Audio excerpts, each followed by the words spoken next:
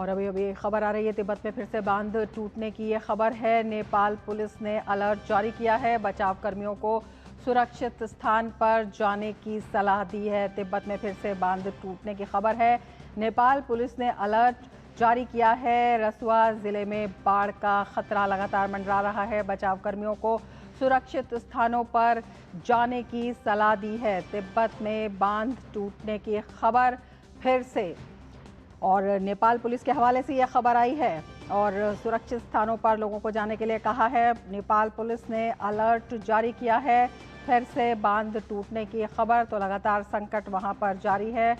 बचाव कर्मियों को सुरक्षित स्थान पर जाने की सलाह दी गई है। नेपाल से इस वक्त ये बड़ी खबर आ रही है, तिब्बत में फिर से बांध टूटने की ये खबर है और सभी को सुरक्षित स्थानों पर जाने का अलर्ट जारी किया है। नेपाल पुलिस ने ये अलर्ट जारी किया है।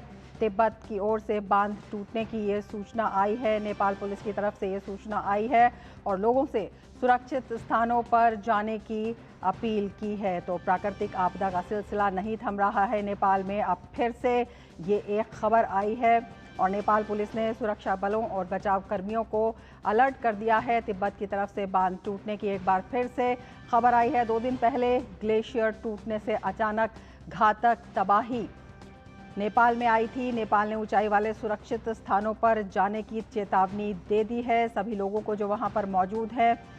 नेपाल पुलिस के मुताबिक रसुआ जिले में बाढ़ का खतरा लगातार है।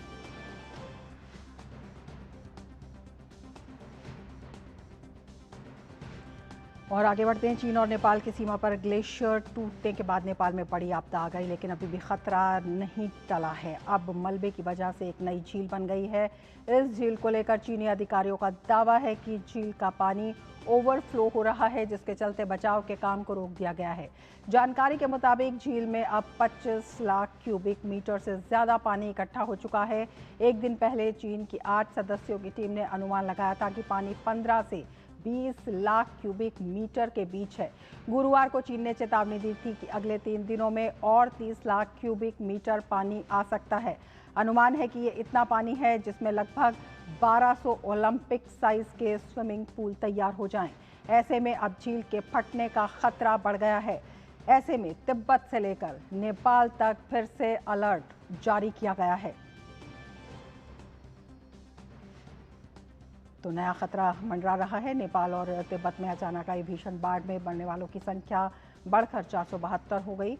नेपाल में मरने वालों की संख्या आज बढ़कर 469 हो गई, जबकि पड़ोसी तिब्बत में 3 लोग मारे गए। राहत और बचाव अभियान के तीसरे दिन भी शवों के मिलने का सिलसिला जारी है। नेपाल पुलिस ने एक बयान में बताया कि देश के 8 जिलों से शव बरामद किए गए हैं। पुलिस के अनुसार चितवन से 178, नवलपरासी ईस्ट से 110, गोरखा से 44, नुआकोट से 37 और धादिंग जिले से 33 शव बरामद किए गए हैं। इसी तरह तनहू से 28, नवलपरासी वेस्ट से 27 और रसुआ से 12 शव मिले हैं। अब तक प्रभावित इलाकों से 1545 घायल और फंसे हुए लोगों को सुरक्षित निकाला गया है। इनमें से 84 लोगों का काठमांडू के अलग अलग अस्पतालों में इलाज चल रहा है। पुलिस के बयान के मुताबिक इस त्रासदी के बाद तीसरे दिन भी खोज और बचाव अभियान जारी है। अभियान में 7451 सुरक्षाकर्मी तैनात किए गए हैं, जिनमें नेपाल सेना के 2391 जवान शामिल हैं। नेपाल में लापता लोगों की तलाश जहां जारी है, वहीं उनके परिजन भी उनकी तलाश के लिए परेशान हो रहे हैं। नेपाल में भीषण बाढ़ और तबाही के बीच कल आए भूकंप ने लोगों की चिंता और बढ़ा दी है। रिक्टर पैमाने पर 3.2 तीव्रता का भूकंप दर्ज किया गया। इस झटके से किसी बड़े नुकसान की खबर नहीं है। हालांकि ये घटना ऐसे वक्त हुई है जब भोटेकोशी नदी के पास नई झील बनने से निचले इलाकों में बाढ़ का खतरा मंडरा रहा है। अधिकारियों ने चेतावनी दी है कि यदि ये प्राकृतिक अवरोधक टूटता है तो नदी और उसके निचले इलाकों में पानी का तेज बहाव एक बार और आ सकता है। चीनी प्राधिकारियों के अनुमान के अनुसार बृहस्पतिवार सुबह तक नई अवरोधक झील में करीब 20 लाख घन मीटर पानी जमा हो चुका था और अगले 3 दिन में इसमें करीब 30 लाख घन मीटर और पानी आने की आशंका है। इससे प्राकृतिक अवरोध के टूटने को लेकर चिंता बढ़ गई। ये झील छोचेन, खोला और पुरेपू सांगपो नदियों के संगम के पास बनी है। ये नदियां तिब्बत से निकलती हैं और नेपाल में भोटेकोशी नदी तंत्र का हिस्सा बनती हैं।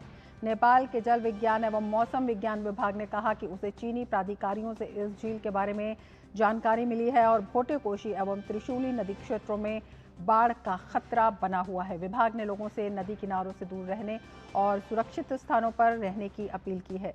यात्रियों, सुरक्षा कर्मियों और तलाश एवं बचाव दलों को भी सतर्क रहने की सलाह दी गई है। चीनी अधिकारी झील की स्थिति पर नजर रखे हुए हैं और संभावित बाढ़ का आकलन एवं जोखिम विश्लेषण कर रहे हैं। संचार और खोज उपकरणों से लैस चीन का एक बचाव दल योरोंग पहुंच गया है ताकि नदी के ऊपरी हिस्से में बने अवरोध का आकलन किया जा सके। अधिकारियों को आशंका है कि इस अवरोध के कारण दूसरी आपदा आ सकती है तथा जारी बचाव अभियान और मुश्किल हो सकता है। नेपाल में आई भीषण आपदा के बाद भारत ने भी अपने नागरिकों का पता लगाने के प्रयास तेज कर दिए हैं। विदेश मंत्रालय ने कहा है कि 290 भारतीय नागरिकों से अब भी संपर्क नहीं हो पाया है। मंत्रालय ने कहा कि उनका पता लगाने और उन्हें बचाने के लिए तत्काल प्रयास किए जा रहे हैं। विदेश मंत्रालय ने बताया कि अब तक 84 भारतीय नागरिकों को बचाया गया है। इनमें निर्माणाधीन त्रिशूली एक नदी प्रवाह आधारित जल विद्युत परियोजना में कार्यरत 63 श्रमिक और तमिलनाडु के 21 लोग शामिल हैं। भारत ने तिब्बत की ओर मौजूद करीब 200 भारतीय नागरिकों ने वहां से सुरक्षित निकाले जाने के लिए सहायता मांगी है। विदेश मंत्री एस जयशंकर ने काठमांडू और बीजिंग में भारत के राजदूतों के साथ डिजिटल माध्यम से एक उच्च स्तरीय बैठक के बाद कहा कि बाढ़ प्रभावित इलाकों में मौजूद भारतीयों की स्थिति और उनकी कुशल क्षेम का पता लगाने के लिए तत्काल प्रयास किए जा रहे हैं। उन्होंने कहा, मंत्रालय नेपाल के अधिकारियों, अन्य मंत्रालयों, राज्य सरकारों, टूर ऑपरेटर्स और संबंधित प्राधिकारियों के साथ समन्वय कर रहा है। भारत नेपाल में बाढ़ के बाद लगातार मदद कर रहा है। भारत ने नेपाल के लिए राहत सहायता बढ़ा दी है। बुधवार को 10 टन मानवीय सहायता एवं आपदा राहत सामग्री भेजने के बाद कल एक सैन्य परिवहन विमान ने 37.5 टन और HAGR सामग्री, दवाएं एवं खाद्य सामग्री भेजी। इस तरह अब तक कुल 47.5 टन सहायता भेजी जा चुकी है। राहत सामग्री के साथ एक और Indian air force C-130J transport aircraft आज नेपाल के लिए रवाना होने की उम्मीद है।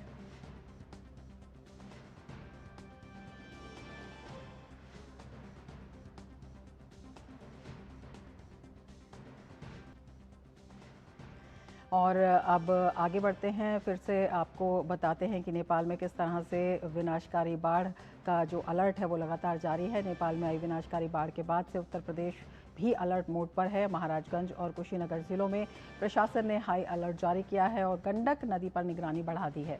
वाल्मीकि गंडक बैराज से लाखों क्यूसेक पानी छोड़े जाने से कुशीनगर में नारायणी नदी का जलस्तर बढ़ रहा है।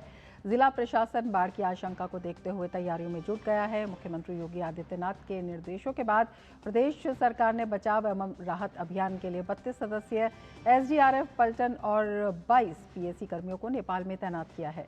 महाराजगंज में जिलाधिकारी गौरव सिंह सौगरवाल और पुलिस अधीक्षक शक्ति मोहन अवस्थी ने नारायणी नदी और आसपास के क्षेत्रों का निरीक्षण किया और बाढ़ से निपटने की तैयारियों की समीक्षा की। इससे निपटने के लिए SDRF की टीम को भी मौके पर तैनात कर दिया गया है। तमाम टीमों को राहत एवं बचाव के जरूरी उपकरणों के साथ अलर्ट पर रखा गया है। अधिकारियों का कहना है कि आवश्यकता पड़ने पर प्रभावित क्षेत्रों से लोगों को तत्काल सुरक्षित स्थानों पर पहुंचाने और राहत बचाव कार्य शुरू करने में किसी तरह की देर नहीं होगी। प्रशासन ने लोगों से घबराने के बजाय सतर्क रहने की अपील की है।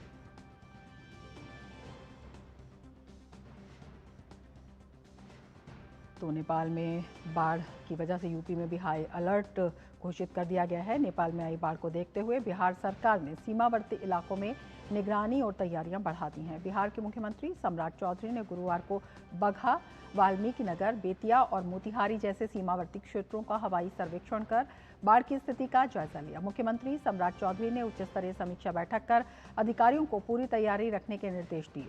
स्वास्थ्य और कृषि मंत्रियों ने हाई लेवल बैठक कर बाढ़ संभावित जिलों में आपात चिकित्सा, संक्रामक रोगों की रोकथाम और कृषि सुरक्षा की तैयारियों की समीक्षा की। सरकार की कोशिश है कि अगर नेपाल की ओर से पानी का दबाव बढ़ता है तो प्रभावित इलाकों में समय रहते राहत और बचाव की व्यवस्था की जा सके। मुख्यमंत्री ने प्रशासनिक अधिकारियों के साथ संभावित प्रयास, एहतियाती उपाय, सुरक्षा व्यवस्था और राहत बचाव कार्यों को लेकर तैयारियों की समीक्षा की। उन्हें निर्देश दिया कि किसी भी आपात स्थिति से निपटने के लिए सभी जरूरी संसाधन तैयार रखे जाएं। हमारे दो संवाददाता हमारे साथ जुड़े हुए हैं। मधुरेश हमारे साथ वाल्मीकि नगर से जुड़े हुए हैं और कुशीनगर से रामेंद्र हमारे साथ जुड़े हुए हैं। मधुरेश, सबसे पहले आपके पास आना चाहेंगे और आपसे समझना चाहेंगे किस तरह से जो आसपास की नदियों के लगते इलाके हैं वहां पर जो अलर्ट है वो जारी किया गया है और किस तरह के जो कदम है वो उठाए जा रहे हैं। रमा, सबसे ज़रूरी बात यह है कि जो नदी का जो जल स्तर है वो कल दोपहर के बाद से 1 लाख क्यूसेक डिस्चार्ज पर बना हुआ था, जो कि धीमे धीमे करके एक बार फिर से बढ़ने लगा है। दोपहर 12 बजे के बाद जो जल स्तर था वो एक बार फिर से 1,10,000 क्यूसेक डिस्चार्ज के आसपास पहुंच गया है, जो कि कहीं ना कहीं दिखाता है कि नदी का जो जल स्तर है वो एक बार फिर से बढ़ सकता है। और दूसरी तरफ हमने ये खबर भी सुनी है कि नेपाल में अलर्ट जारी कर दिया गया है फिर से बाढ़ के लिए। ऐसे में जो पूरा प्रशासनिक महकमा है वो एक बार फिर से मुस्तैद है और खुद इन सब की जो निगरानी है वो मुख्यमंत्री सम्राट चौधरी कर रहे हैं। एक कमांड सेंटर का गठन किया गया है पटना में, जिसकी अध्यक्षता डीजीपी और मुख्य सचिव कर रहे हैं और 6 जिले जिनको हाई अलर्ट पे रखा गया है, जिसमें पूर्वी चंपारण, पश्चिमी चंपारण, मुजफ्फरपुर, गोपालगंज, वैशाली और सारण, ये 6 जिले जो हैं वहां से हर घंटे वहां रिपोर्ट मांगी जा रही है, रिपोर्ट लिया जा रहा है और जो कुछ भी परेशानी अगर कुछ भी ऐसी है तो वहां से उनको डायरेक्ट जो है वो दिशा निर्देश दिया जा रहा है और इन सब की मॉनिटरिंग खुद सीएम सम्राट चौधरी कर रहे हैं। इसके अलावा मैं बताना चाहूंगा कि गंडक के किनारे जो पिछले 2-3 दिनों में जो लोग भी बसे हुए थे उनको ऊंचे स्थान पर पहुंचा दिया गया है। उनके लिए सामुदायिक रहने की व्यवस्था की गई है।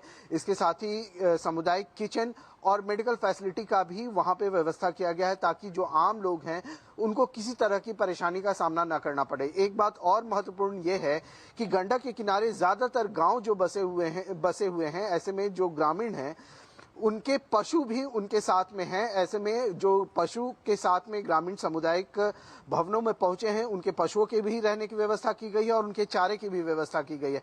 कुल मिलाकर के अगर देखा जाए तो आम जो नागरिक है उनको किसी तरह की परेशानी ना हो, इसका जिला प्रशासन ने पूरा इंतजाम किया गया है। इसके अलावा जो जल संसाधन विभाग के जो कर्मचारी और अधिकारी हैं वो लगातार जो तटबंध हैं उसकी पेट्रोलिंग कर रहे हैं। उनके साथ में बिहार पुलिस के भी जवान हैं और लगातार अपने कमांड सेंटर को वो अपडेट भी कर रहे हैं कि तटबंध की क्या स्थिति है। अगर कहीं भी 0.01% की भी अगर परेशानी तटबंध में समझ में आ रही है, तुरंत उसके रिपेयरिंग का कार्य शुरू कर दिया जा रहा है और प्रशासन बिल्कुल पूरी तरीके से तैयार है।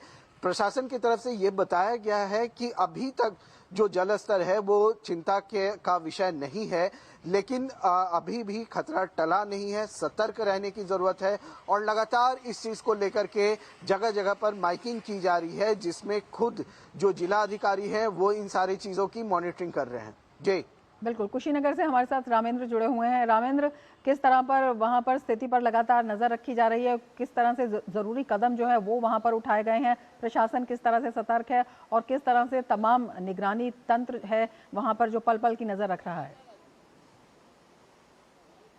रमा, यहाँ जितने वरिष्ठ अधिकारी हैं वो जमीन पर तैनात किए गए हैं। डीएम, एसपी, एडीएम और एसडीएम यहाँ 2 बार दौरा कर चुके हैं। हम अपने कैमरामैन से कहेंगे दिखाएं कि एसडीआरएफ की टीम यहाँ तैनात है। यहाँ नावें रखी गई हैं, उनकी पूरी एक यूनिट यहाँ तैनात की गई है।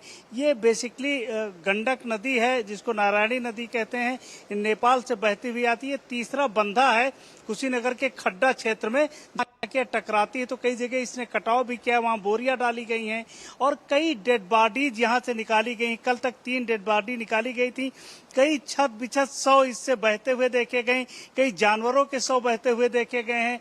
तो अभी बहाव तेज है पानी का, तो पानी तो सामान्य स्थिति में है, चूंकि 1.5 लाख क्यूसेक पानी जब डाला गया था उसके बाद थोड़ी बाढ़ आई थी, तब से सामान्य स्थिति में पानी है, लेकिन बहाव इसी तरह है। जिला प्रशासन ने व्यवस्था की है कि पूरी तरीके से जो मॉनिटरिंग चल रही है। अगर हम कैमरामैन से कहें, पीछे हमारे एसडीएम और जो प्रशासनिक अधिकारी हैं वो आ रहे हैं, लगातार देख रहे हैं कि जलस्तर बढ़ा तो नहीं है। अगर जलस्तर बढ़ रहा है तो वो उसकी भी सूचना दी जा रही है। दूसरा, जो तराई के जो गांव हैं उन प्रयास किया गया कि उनको अलर्ट मोड पे रखा जाए। प्रशासन ने वो सारी तैयारी की है कि अगर जरूरत पड़े तो तत्काल उनको चिकित्सा सुविधा उपलब्ध कराई जाए, भोजन की सुविधा उपलब्ध कराई जाए, उनके जानवरों को चारा की सुविधा उपलब्ध कराई जाए और किन ऊंचे स्थानों पर ले जाना, ये तैयारी प्रशासन ने ने करके रखी है, लेकिन अभी तक कोई ऐसी चुनौती सामने नहीं आई है।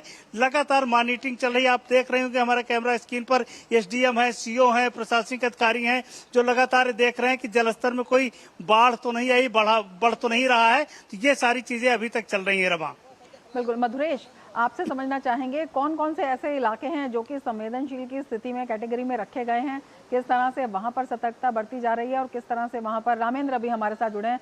रामेंद्र, जिस तरह से आपने बताया, रमा आपके आवाज हमको तमाम... मिल नहीं पा रही है, एक दोबारा अगर फोन कनेक्ट कर बेहतर होगा। जी बिल्कुल, हम मधुरेश के पास चलते हैं। मधुरेश, कौन कौन से इलाके हैं जो अति संवेदनशील वहां पर बताए गए हैं और वहां पर किस तरह से एहतियाती कदम जो है उठाए जा रहे हैं और किस तरह की जरूरत महसूस की जा रही है? क्योंकि जिस तरह से रामेंद्र बता रहे थे, जो वहां पर लगती हुई नदियां हैं, वहां पर तमाम तरह की जो चीजें हैं वहां से बह कर आ रही हैं, तमाम तरह के जो शव हैं, बहुत जो चिंता है वो आसपास के इलाकों में रहने वाले लोगों की स्वास्थ्य की भी हो जाती है। हाँ बिल्कुल, देखिए जो त्रिशूल नदी और नारायणी नदी, इन दोनों नदियों के संगम से ही गंडक नदी का निर्माण होता है। जो गंडक नदी बिहार में भी बहती है और जैसा कि रामेंद्र बता रहे थे, यूपी के इलाके से होते हुए फिर वापस बिहार में इंटर करती है। तो निश्चित रूप से इसी नदी के ऊपर में जो गवर्नमेंट है उसका फोकस है, क्योंकि इसी में बाढ़ की संभावना है। तो 6 जिले जिनका नाम मैं पहले भी बता रहा था, पूर्वी चंपारण, पश्चिमी चंपारण, गोपालगंज, सारण, मुजफ्फरपुर और वैशाली, 6 जिले जो हैं इनको अलर्ट पे रखा गया है। इन 6 जिलों में से ही ये नदी होकर के बहती है। और जहां तक जो सामान बह कर आने की बात है, जैसा कि रामेंद्र बता रहे थे, ये बिल्कुल सही है। जो कई शव जो है वो बहती हुई नदी में तेजी से बहती हुई दिख रही है और जब किनारे आ जा रही है तो जिला प्रशासन के द्वारा उनको निकाल करके जो अस्पताल है वहां पे पहुंचाया जा रहा है। लेकिन जो चिंता का विषय है वो ये है कि शवों के बहने से, चाहे मनुष्यों के हों चाहे जानवरों के हों या इस तरह के कोई सड़ी गली चीज के बहने से, जो आम लोग हैं, जो आसपास के लोग हैं, उनमें बीमारी फैलने का खतरा है। बिल्कुल इसी को देखते हुए कल बिहार सरकार के जो मंत्री हैं, स्वास्थ्य मंत्री निशांत कुमार, उन्होंने एक उच्च स्तरीय बैठक की थी और इस बैठक में पूरे इन 6 जिलों की मार्किंग की गई कि किस तरीके से यहाँ पे स्वास्थ्य व्यवस्था की मॉनिटरिंग करनी है, कम्युनिटी हेल्थ मैनेजमेंट सिस्टम जो है उसको कैसे बेटर तरीके से इम्प्लीमेंट किया जाए, ताकि किसी तरह का कोई महामारी यहाँ पे ना फैल जाए या किसी तरह की लोगों को, आम लोगों को परेशानी का सामना ना करना पड़े इन सब चीजों की वजह से। और इसके अलावा एक चीज और है रमा, मैं बताना चाहूंगा कि इस इलाके में लगातार बारिश हो रही है। मैं पीछे की तरफ अगर आप को दिख रहा हो तो लगातार यहाँ पे बारिश हो रही है। तो इस बारिश के कारण भी जो आम लोग हैं, जो यहाँ पे जिला प्रशासन के लोग हैं, उनको परेशानी का सामना करना पड़ रहा है।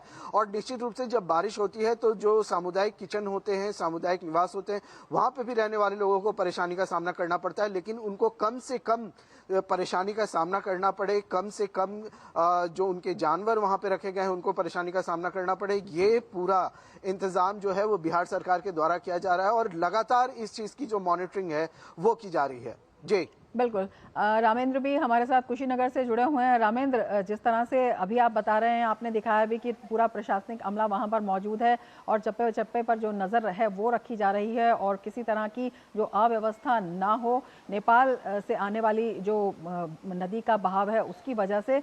ऐसे में नेपाल में जिस तरह से अभी खतरा टला नहीं है और तिब्बत से एक और संवेदनशील खबर आ रही है, तो उसको देखते हुए जो सीमावर्ती इलाके हैं, जो ऐसे इलाके हैं जहां पर जो है कुछ परेशानी हो सकती है, उसका आकलन कैसे किया जा रहा है, उसके लिए पहले से व्यवस्था कैसे की जा रही है?